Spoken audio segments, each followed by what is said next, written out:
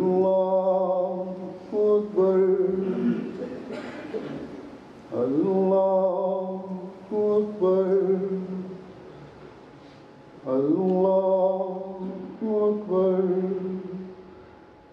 الله أكبر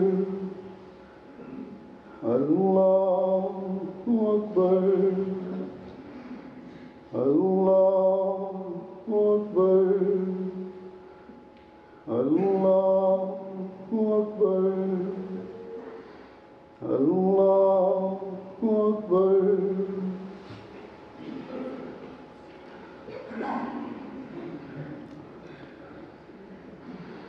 الحمد لله رب العالمين الرحمن الرحيم مالك يوم الدين إياك نعبد وإياك نستعين اهدنا الصراط المستقيم صراط الذين أنعمت عليهم غير المغضوب عليهم ولا الضالين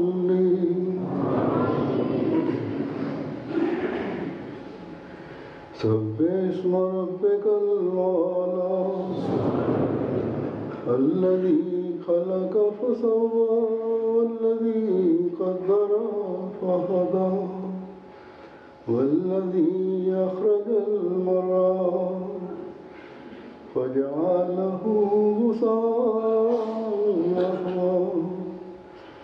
سنقرئك فلا تنسى إلا ما شاء الله إنه يعلم الجهر وما يخفى ونيسرك لليسرى فذكر إن نفعت ذكرى فيذكر من يخشى ويتجنبها الأشقى الذي يصلى النار الكبرى ثم لا يموت فيها ولا يحيا قد أفلح من تزكى وذكر اسم ربه فصلى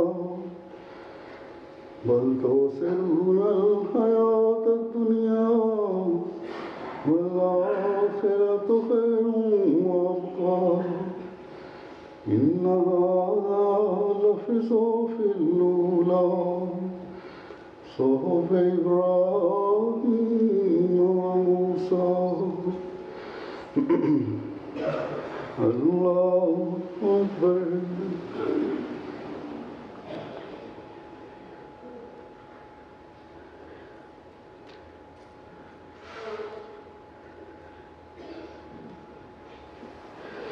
سمع الله لمن حمده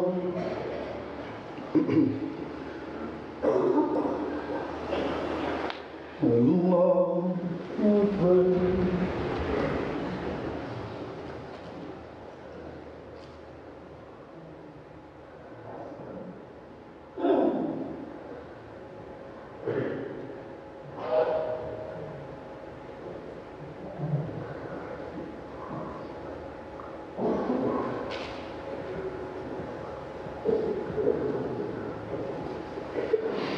الله أكبر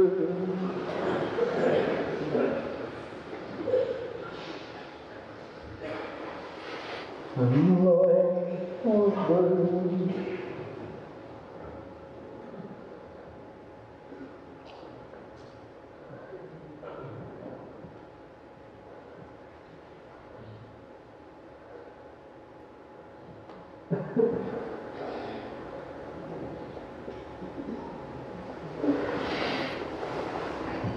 الله أكبر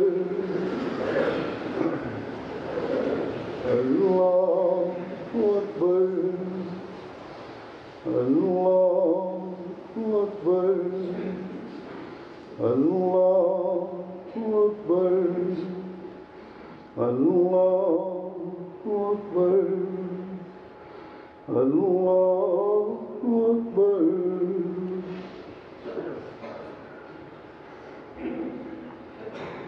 الحمد لله رب العالمين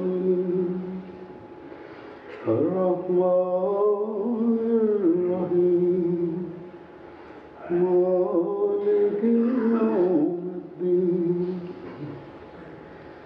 إياك نعبد وإياك نستعين اهدنا الصراط المستقيم صراط الذين أنعمت عليهم غير المغضوب عليهم ولا الضالين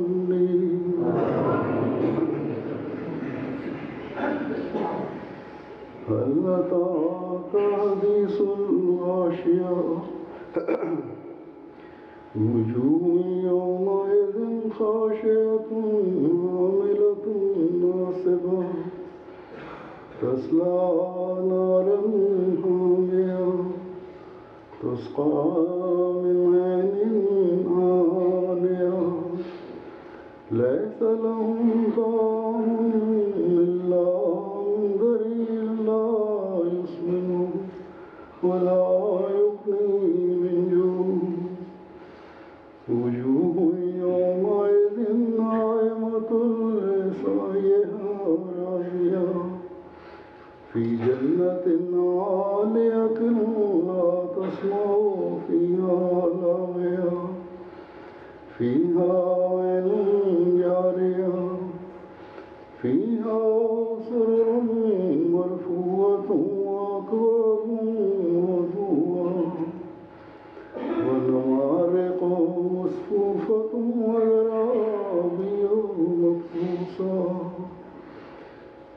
أفلا ينظرون إلى الإبل كيف خلقت وإلى السماء كيف رفعت وإلى الجبال كيف نصبت وإلى الأرض كيف سطحت فذكر إنما أنت مذكر لست عليهم بمسيطر إلا من تولى وكفر فيعذبه الله العذاب الأكبر إن إلينا إيابهم ثم إن علينا حسابهم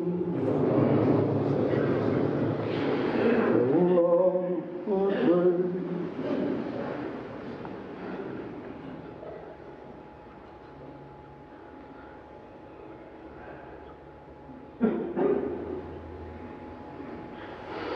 سمع الله لمن حمده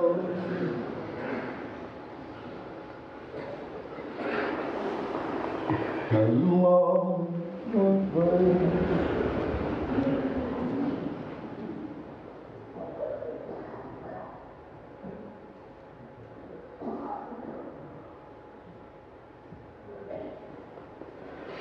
الله أكبر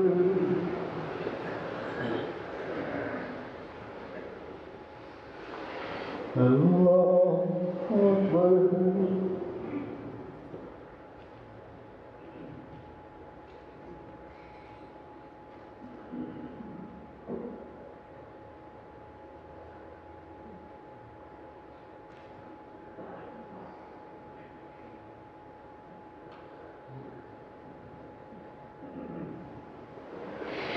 الله أكبر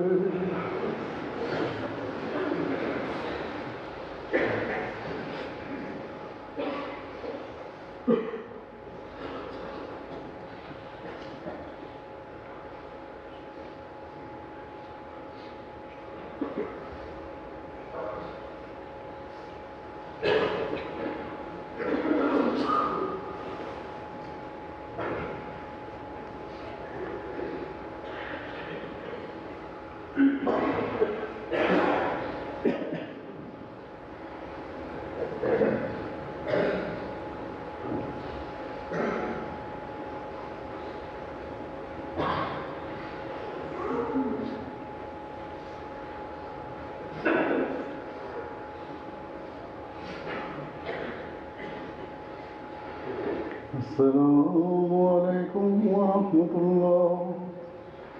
السلام عليكم ورحمة الله.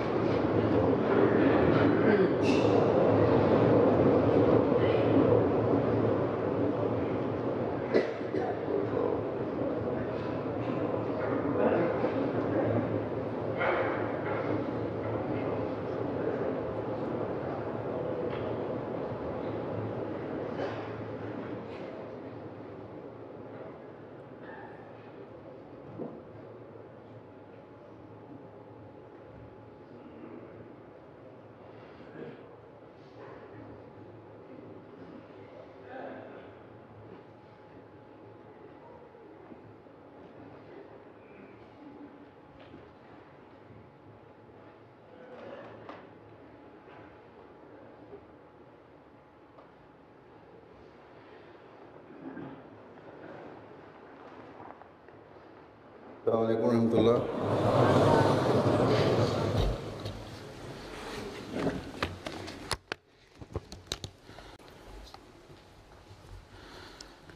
أشهد أن لا إله إلا الله وحده لا شريك له وأشهد أن محمدا عبده ورسوله. أما بعد فأعوذ بالله من الشيطان الرجيم.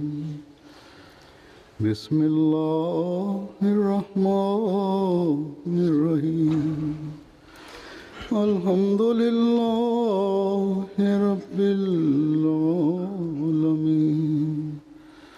الرحمن الرحيم مالك يوم الدين. إياك نعبد وإياك نستعين. اهدنا الصراط المستقيم صراط الذين أنعمت عليهم غير المغضوب عليهم ولا الضالين. إن الذين قالوا ربنا الله ثم استقاموا تتنزل عليهم الملائكة ألا تخافوا ولا تحزنوا وأبشروا بالجنة التي كنتم توعدون. نحن أولياؤكم في الحياة الدنيا وفي الآخرة ولكم فيها ما تشتهي أنفسكم ولكم فيها ما تدعون. نزلا من غفور رحيم.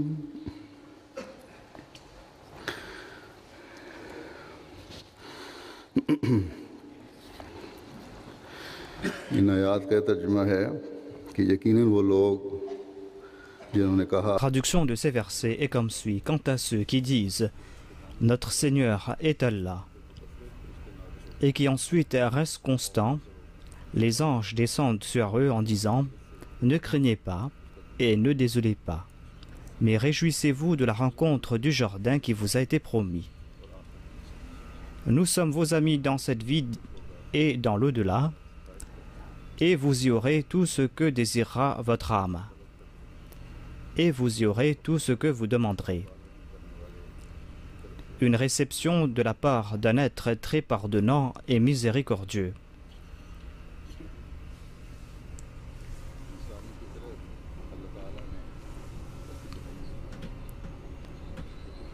Dieu a fait en sorte que la nature de l'homme soit ainsi, qu'il cherche toujours des moments de joie. Il s'efforce toujours de se débarrasser de sa tristesse. Il fait des efforts en ce sens. Il essaye d'acquérir des biens ici-bas sur ce bas monde. Et les hommes font des efforts en ce sens. On fait ces efforts pour avoir les conforts en ce bas monde, car grâce à cela va créer des facilités pour lui. Cela va créer des facilités pour sa femme, ses enfants. Et cela va être une source de joie pour lui et sa femme et ses enfants. Et ainsi, il pourra ainsi se débarrasser de toute difficulté et de toute tristesse. Ainsi, l'homme fait des efforts pour ce bas monde. Ceux qui n'ont pas l'habitude de faire des efforts et ceux qui veulent recevoir tout à la maison, ces personnes, en voyant les progrès et les joies des autres, sont toujours se tourmentent toujours. Ils sont toujours tourmentés en voyant les joies des autres. Il y a certainement certains qui n'ont pas l'occasion de travailler. Leur cas est différent. Mais en tout cas, le monde est fait ainsi. C'est-à-dire que le principe qu'on voit en ce bas monde est que si on fait des efforts, eh bien, les efforts portent leurs fruits.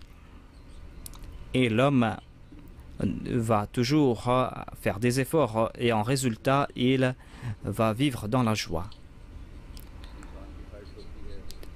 Parmi les joies de ce bas monde est que l'on désire que ces efforts portent leurs fruits. Et c'est ainsi que l'on a du plaisir.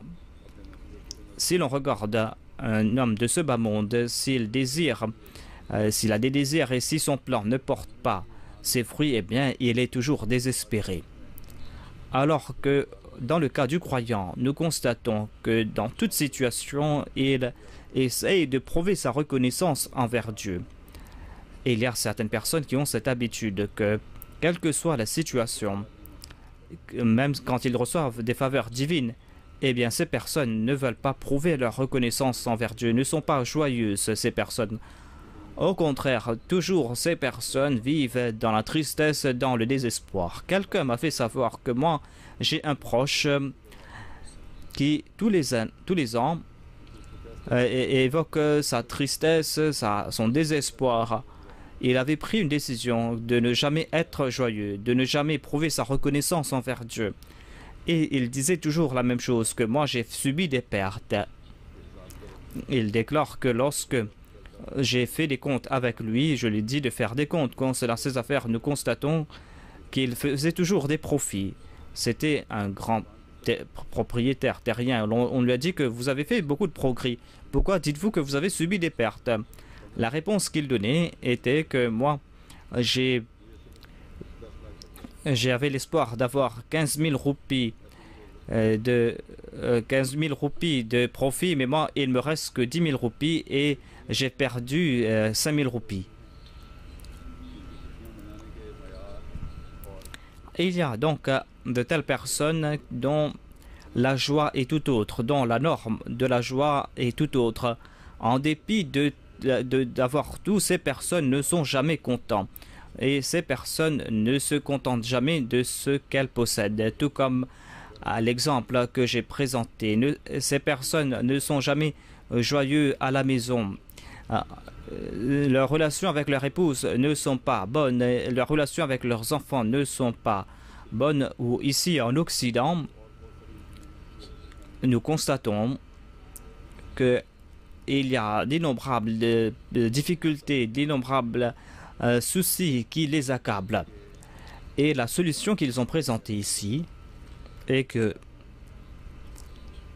on va se tourner vers des plaisirs, on va essayer d'assouvir son plaisir. C'est ainsi que l'on va avoir de la joie, même s'il n'y a pas même s'il n'y a pas de la tranquillité à la maison, ou s'il y a de la tranquillité à la maison, eh bien, pour être toujours joyeux ici dans ces pays, et on vend de l'alcool et ainsi les gens prennent le soutien de l'alcool pour avoir la tranquillité d'esprit.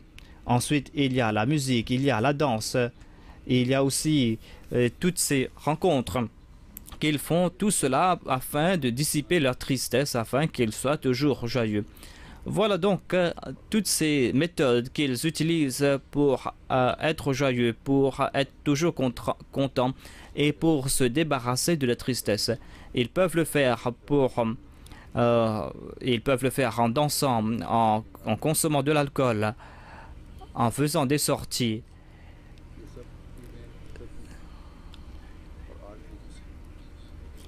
Toutes ces choses sont des actions superficielles, ce sont des choses temporaires. Et ces gens sont si asservis avec l'alcool que dans chaque coin de rue, il y a des boutiques d'alcool, même s'ils le savent très bien que l'alcool cause du tort. Dans tous les magasins, on trouve de l'alcool partout ici. Comme je l'ai dit, ils savent très bien que l'alcool cause des torts. Ils ont publié plusieurs articles à ce sujet. C'est pour cette raison qu'ils ont limité la consommation ou la vente d'alcool à l'âge de 17 ou de 18 ans. Si l'alcool ne nuisait pas à la santé, eh bien pourquoi est-ce qu'ils ont limité la consommation de l'alcool à cet âge? Ensuite, ils n'utilisent pas l'alcool pour dissiper leur tristesse ici dans ce pays. Ils consomment de l'alcool afin de prouver leur joie.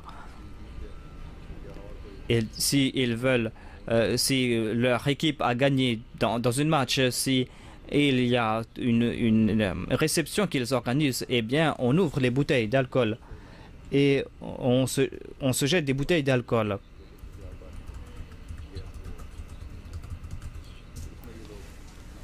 Et ainsi donc, ces gens se baignent dans l'alcool. Je ne sais pas si ces gens ne sont pas affectés par le parfum de l'alcool. Moi-même, j'étais parti dans un magasin où il y avait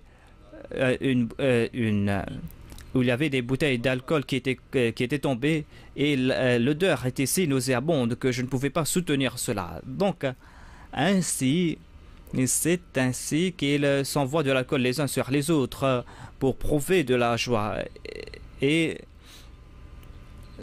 ils prouvent une telle joie comme s'ils ont reçu les faveurs d'ici-bas et de l'au-delà. Et ainsi, il y a d'autres formes de joie. Il y a des jeux qu'ils font et les hommes et les femmes participent dans ces jeux, dans ces choses. Et ils font tout cela en étant presque nus. Et aucune personne de bonne nature ne peut regarder cela, tout comme on le voit dans les endroits publics, tout comme on le voit à la télé. Quelques jours auparavant, en Hollande, dans une ville, et on a fait beaucoup de bruit à ce sujet. Et il y avait des centaines de milliers de personnes qui étaient parties voir ce qui s'était passé. Et cela a été regardé à la télé. Il y a certaines chaînes de télé qui ont consacré leur temps à ce sujet. Et au cours des informations, certainement, on a montré quelques aspects de ce qui s'était passé concernant l'ouverture et à la fin. Et on a montré des choses qui sont là et qui essayent de prouver qu'il y a de la joie. Mais dans la plupart des cas, on voyait de l'indécence. Le dernier jour, il n'y avait que des chanceux, des danses, les femmes et les hommes étaient ensemble et ces gens commettaient des actions qui ne peuvent que prouver que ces gens sont dans le désespoir. On ne pouvait pas regarder cela car partout on voyait de l'indécence. Mais c'est cette indécence qui est leur joie. Mais en tout cas, ce n'est pas là la joie. Au contraire, cela prouve leur désespoir. Et au nom de la joie, au nom de cela, des centaines de milliers de personnes ont regardé cela. Et des autres ont regardé cela, mais les jeunes aussi regardent cela. On dit que voilà, c'est une forme de joie. Ils ont peut-être dépensé des centaines de milliers de livres sterling sur une des chansons qu'ils ont présentées lors de la clôture de cette cérémonie. Donc voilà comment ils ont prouvé leur joie. Et les équipes du Royaume-Uni ont participé dans cela.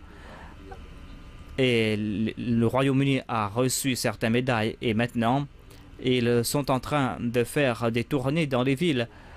Et ils sont en train de sortir dans les rues pour prouver leur joie. Donc voilà comment ils essayent de prouver leur joie. Mais certaines personnes ont commencé à commenter à ce sujet. On voit cela dans les journaux. À savoir que on n'avait pas organisé les Jeux Olympiques, mais au nom des Jeux Olympiques, ces organisateurs en ont fait un moyen pour avoir des centaines de milliers de livres sterling comme revenus. Ainsi, au nom de la joie, on est en train de faire ou d'utiliser ces moyens et toutes ces joies, comme je l'ai dit, toutes ces joies qu'on est en train d'organiser, toutes ces choses qu'on est en train de faire ne sont que des formes de joie qui sont temporaires. Certainement, après quelque temps, ces moments de joie vont disparaître et va revenir le désespoir. Il y a aussi les jeux du hasard, il y a aussi l'alcool qui rendent fou. Et d'autre part, nous constatons que l'homme qui désire le plaisir et la joie, eh bien, Dieu a mis en place certaines méthodes pour qu'il puisse se libérer de sa tristesse. Dieu, lui aussi, a donc créé ces moyens pour qu'il puisse avoir de la joie. Ces moyens ont été évoqués ici. Et il est dit que ces moyens sont permanents et que grâce à cela, l'homme va recevoir le bonheur ici-bas et dans l'au-delà. Il est dit que si vous suivez cette méthode, non seulement que vous aurez de la joie ici-bas, mais aussi dans l'au-delà. Dieu a créé donc ces moyens pour avoir cette joie. Un de ces moyens, c'est de passer par le mois du Ramadan.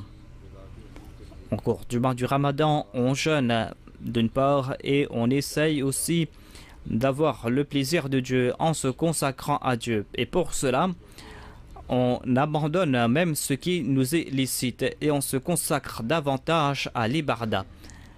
Et on essaye aussi d'accomplir d'autres bonnes œuvres. Ainsi donc, les gens de ce monde vont se tourner vers la nourriture, vers l'alcool, tout cela qui va détruire leur santé. Cela va détruire aussi leur moralité et ils essayent de trouver leur plaisir dans ces immoralités. Et le croyant, quant à lui, pour avoir le plaisir de Dieu, il s'interdit même des choses qui lui sont permises.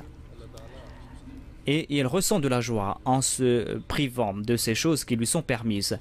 Mais Allah est celui qui récompense et informe son serviteur en disant que pour ma cause, tu as fait des sacrifices et pour tout un mois, tu as essayé d'avoir mon plaisir.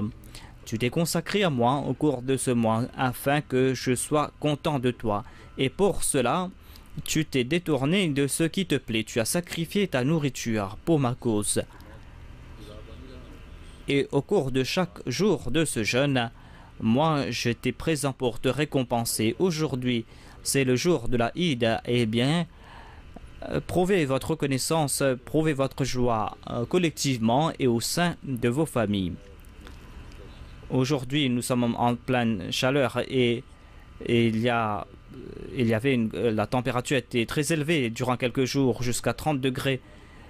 Et les gens se disaient qu'il faisait très chaud. Mais au Pakistan, dans les pays pauvres, la température atteint jusqu'à 39-40 degrés tous les jours. Mais quel sera l'état de ceux qui jeûnent dans ces pays? Alors que là-bas, il n'y a pas de telle facilité. Au Pakistan en particulier, où il n'y a pas d'électricité pour 18 heures, pour 17 heures d'entre, les gens veulent avoir de l'eau fraîche et un ventilateur pour se rafraîchir. Donc imaginez un peu leur jeûne. Et le département de l'électricité au Pakistan, les gens ils ont accordé cette bénédiction aux gens de là-bas. Et même à l'heure de Sehri et de l'Iftari, ils sont en train de fermer l'électricité. Mais je ne sais pas comment est-ce que les gens sont en train de préparer leur Sehri et leur Iftar durant ces heures. Mais même en dépit de cela, les gens sont en train de jeûner pour le plaisir de Dieu afin qu'ils puissent avoir un plaisir permanent.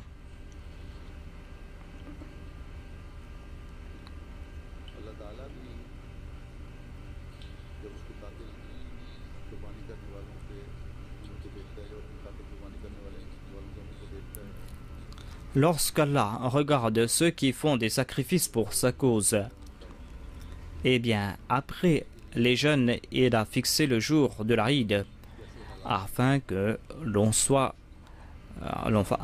exprime sa joie. Et on connaît donc comment les gens ont jeûné, surtout au Pakistan. Et le jour de l'Aïd sera le même, c'est-à-dire il n'y aura pas d'eau, il n'y aura pas d'électricité et il y aura une grande chaleur. Je ne sais pas comment est-ce qu'ils pourront donc célébrer l'Aïd dans cette situation. Mais en dépit de cela, ils sont en train de célébrer l'Aïd. Les gens sont contents là-bas. Ainsi, cette situation se concerne le Pakistan. Mais comme je l'ai dit, en cela, pour la cause de Dieu, sans se plaindre, les gens sont en train de célébrer l'Aïd.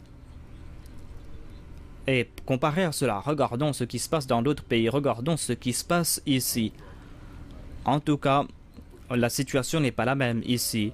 Ici, vous êtes en train de célébrer l'Aïd, vous êtes content aujourd'hui, car pour avoir le plaisir de Dieu, pendant un mois, vous avez fait des sacrifices.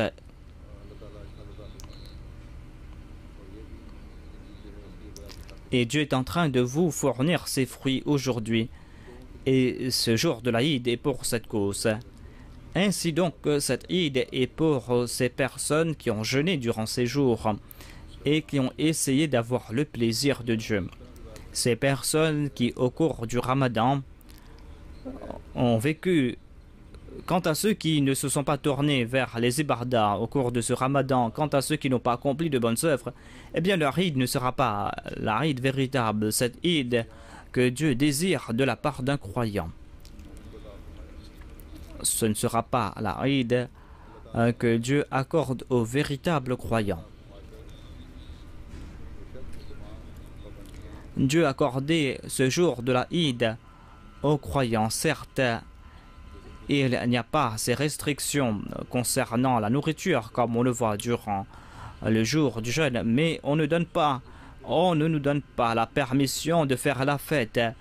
Il est dit que pour avoir cette joie, vous devez promettre que vous allez respecter vos engagements, vous allez vous acquitter de vos devoirs envers Dieu. Au cours du Ramadan, vous en avez fait l'expérience. Et lier cela avec l'Aïd et déterminez-vous à suivre les mêmes préceptes. Liez cela avec le Ramadan et faites le serment que vous allez faire perdurer cela. Et souvenez-vous toujours du fait que la vie véritable est la vie dans l'au-delà. Cette joie ici-bas n'est qu'un reflet, un pâle reflet de cette joie de l'au-delà. Donc, cherchez toujours ce véritable contentement. Allah déclare que vous allez atteindre ce niveau lorsqu'au cours de chaque instant, vous allez vous souvenir de ces paroles. Lorsque vous allez suivre ces préceptes, Rabbun Allah, c'est-à-dire Allah est notre Rabb. Ainsi donc, vous devez essayer de reconnaître Dieu. Placez votre confiance en Dieu, tournez-vous vers Dieu, et cela sera possible. lorsque vous aurez tout le temps de ces paroles, lorsque vous allez comprendre le sens véritable de ces paroles, vous allez connaître Dieu. Lorsqu'il en sera ainsi, c'est là que votre but ne sera pas la joie des gens de ce monde. Au contraire, vous aurez comme objectif la joie de Dieu. Les jeux, les fêtes qu'on fait en ce bas monde ne seront pas votre joie à vous. Au nom de la joie, vous n'allez pas vous tourner vers des actes indécents. Pour cela, vous n'allez pas chanter, vous n'allez pas danser. Au contraire, vous allez essayer d'avoir le plaisir de Dieu et vous allez faire des efforts en ce sens. Vous aurez comme objectif la chose pour laquelle vous faites des efforts. Et durant 29 et 30 jours, vous avez jeûné pour cela. Et pour cela, pour une période déterminée, vous êtes interdit des actions qui vous sont licites. Vous vous êtes tourné vers le souvenir de Dieu et les prières tahajjud. Vous vous êtes tourné vers aussi les sacrifices financiers et l'aumône. Et vous avez essayé d'être régulier concernant vos prières. Vous étiez présent pour la prière en congrégation. Et cela était tel, la situation était telle que les mosquées étaient serrées, étaient étroites en raison de nombre de personnes qui étaient présentes. Vous avez essayé de connaître Dieu davantage. Vous avez essayé aussi, grâce à cet effort collectif,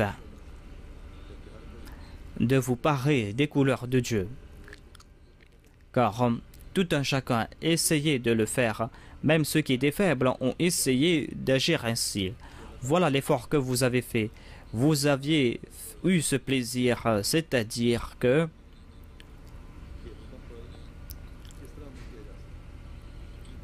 vous avez essayé de suivre les commandements de Dieu. Ensuite, vous avez aussi fait des efforts pour vous parer des attributs de Dieu. Ainsi donc, vous avez essayé de trouver de nouvelles méthodes pour vous acquitter de vos devoirs envers les autres. Voilà ce qu'ont fait nombre de personnes. Certains ont essayé d'adopter les attributs de Dieu. Les gens ont essayé de s'approprier l'attribut de la Raboubia de Dieu. Et certains se sont dit que nous allons bien nous occuper de nos enfants et nous devons aussi nous occuper des orphelins. Car par ce moyen, nous aurons le plaisir de Dieu et c'est un des commandements de Dieu. Si nous voulons être le reflet de la Rahmania de Dieu, eh bien, si nous voulons avoir cette Rahmania, si nous voulons être le reflet de cet attribut de Rahmania, eh bien, au cours du Ramadan, durant ces jours du jeûne, en toute abnégation, on a essayé d'être avantageux à l'égard des autres. On a essayé aussi de faire preuve de miséricorde à l'égard des autres.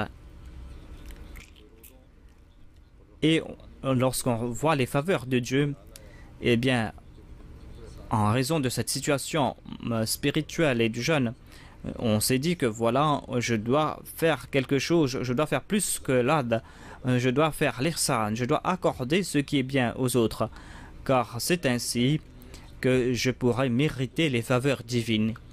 Si Allah vous a accordé des moyens financiers, eh bien, au cours du Ramadan, on a essayé, ou il y a nombre d'entre nous qui ont essayé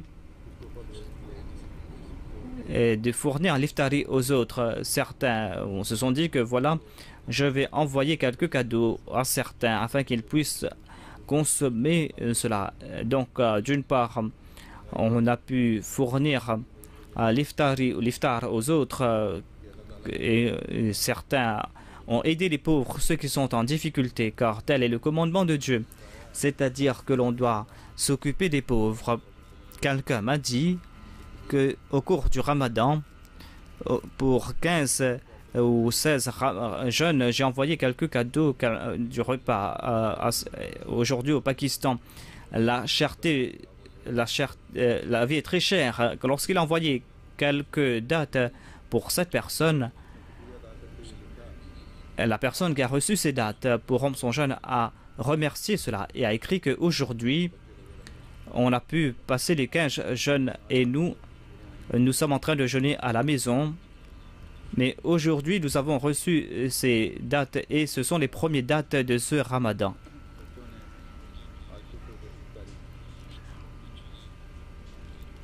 Donc aujourd'hui, les enfants étaient très contents de rompre leur jeûne.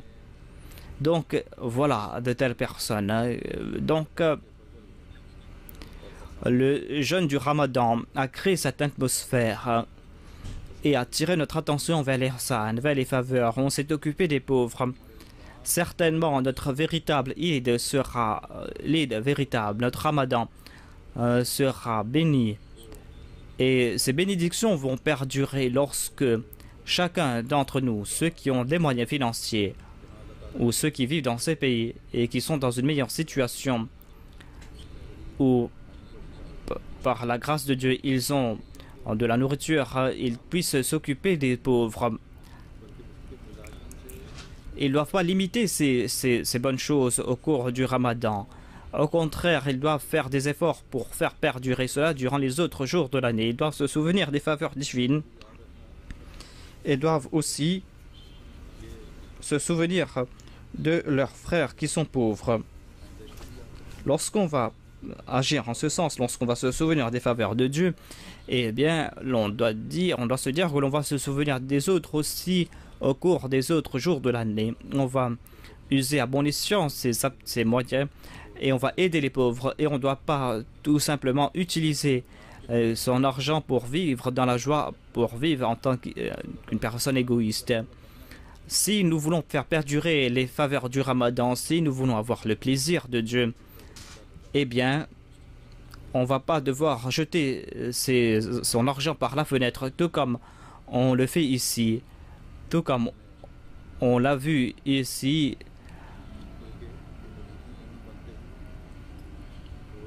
Au contraire, en étant un véritable croyant, au cours du jeûne, en souffrant de la faim, de la soif,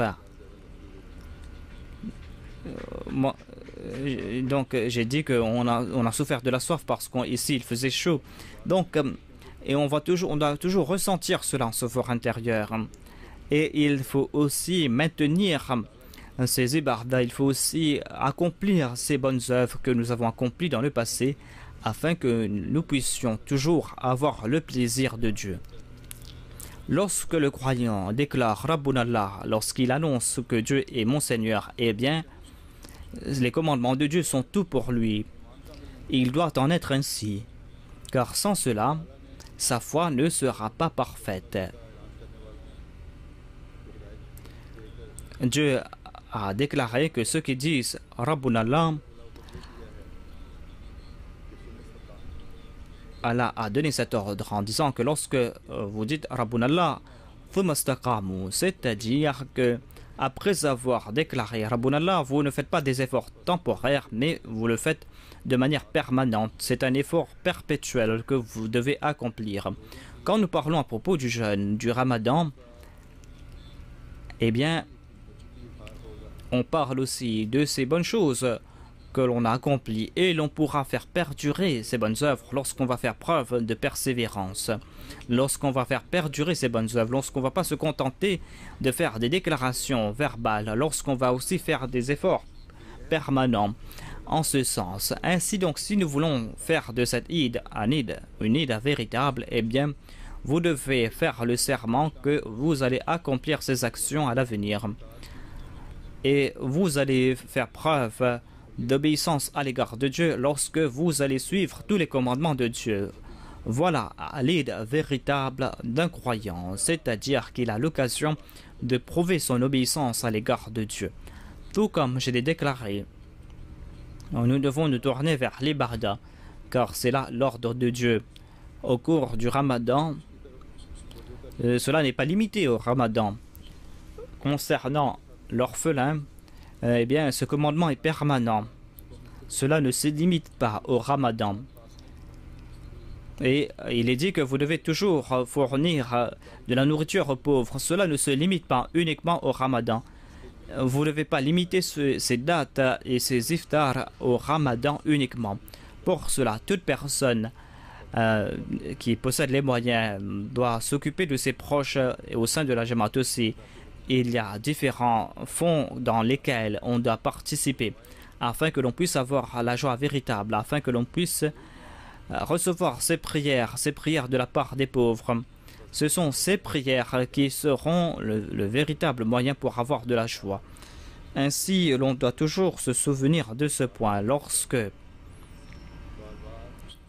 l'on désire être le reflet de la tribu de Dieu, lorsqu'on veut le plaisir de Dieu, eh bien, de manière permanente, on doit suivre ses ordres et on va devoir faire preuve d'obéissance à l'égard de Dieu. Lorsqu'il en sera ainsi, c'est là que les anges, à chaque pas, va nous accorder son soutien.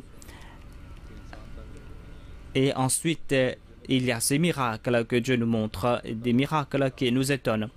Et nous recevons les bonnes nouvelles de la joie du paradis. Allah annonce que, ô mes serviteurs, demandez-moi et je vais vous accorder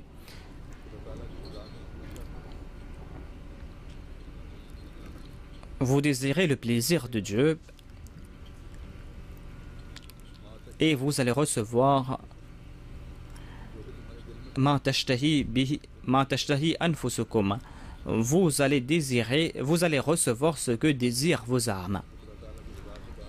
Voilà donc un lead véritable d'un croyant, c'est-à-dire qu'il doit avoir le plaisir de Dieu et il doit aussi avoir les bénédictions de Dieu.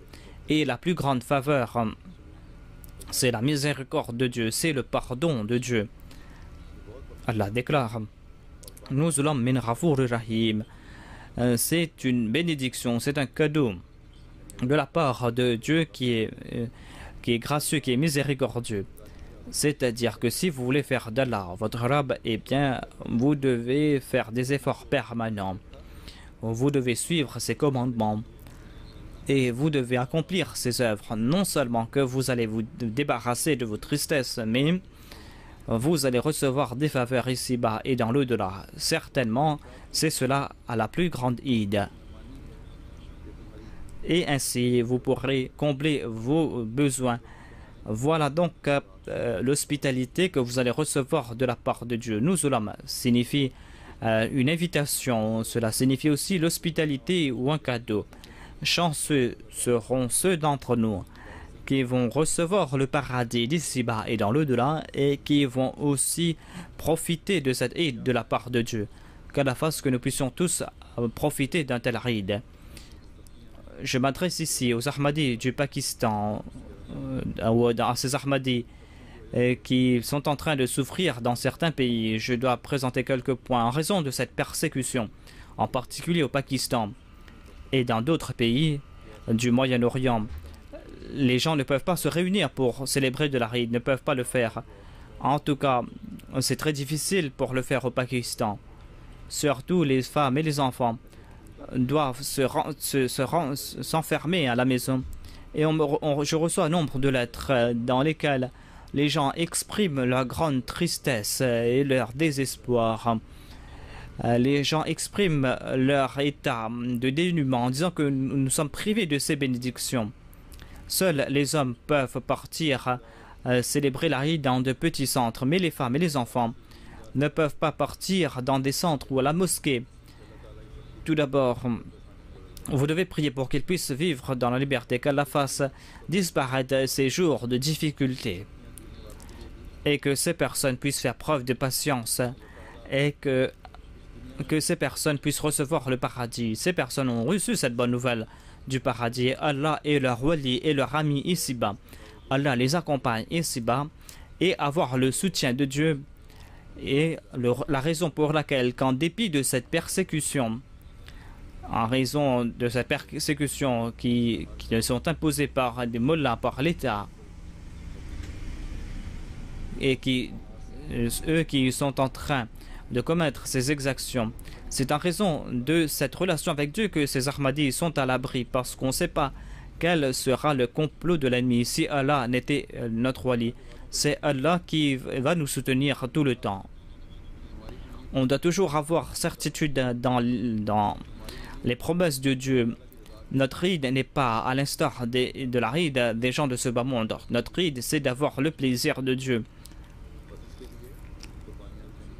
Cela va se faire lorsqu'on va établir la souveraineté de Dieu. Et pour cela, on va devoir faire des sacrifices. Et en résultat de ces sacrifices, ici-bas et dans l'au-delà, nous allons recevoir la bonne nouvelle du paradis. C'est ainsi que l'on va recevoir cette joie.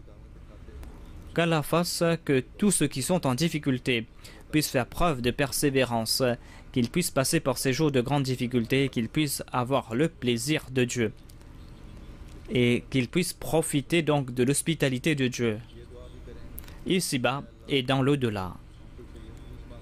Priez aussi, ô Allah, que nous t'implorons, nous te supplions de nous faire voir cette Eid ici-bas, cette Eid qui sera la Eid véritable. Nous devons prouver notre reconnaissance envers Dieu afin que nous puissions voir la fin de tous ces ennemis, qui ne sont pas destinés à se réformer. Allah fasse que ces ennemis soient un signe de ta colère, afin que les masses puissent se réformer, afin que nous puissions nous aussi voir cette ride véritable.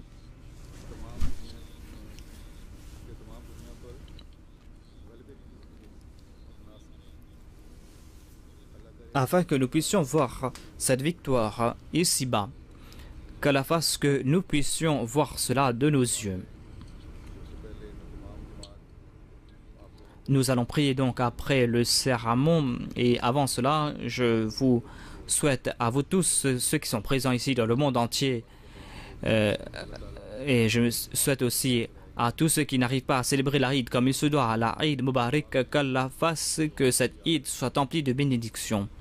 Au cours de vos prières, souvenez-vous aussi des faveurs que le saint prophète nous a accordées. Priez aussi pour les descendants du saint prophète Mohammed, paix soit lui.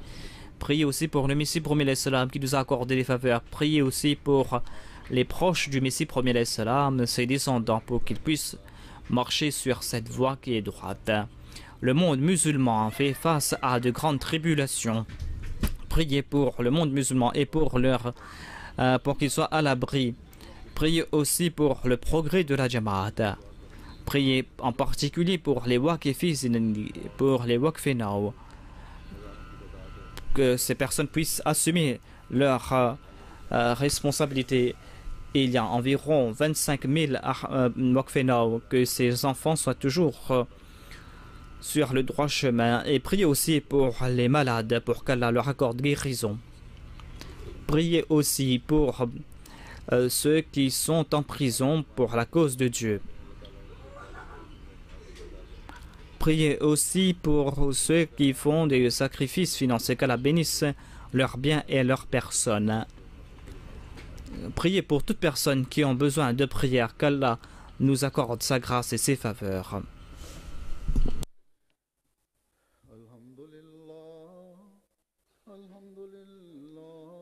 نحمده ونستعينه ونستغفره ونؤمن به ونتوكل عليه ونعوذ بالله من شرور أنفسنا ومن سيئات أعمالنا من يهده الله فلا مضل له ومن يضلل فلا هادي له ونشهد أن لا إله إلا الله ونشهد أن محمدا عبده ورسوله عباد الله رحمكم الله إن الله يأمر بالعدل والإحسان وإيتاء ذي القربى وينهى عن الفحشاء والمنكر والبغي يعظكم لعلكم تذكرون اذكروا الله يذكركم وادعوه يستجب لكم ولذكر الله أكبر. अब दुआ कर लें.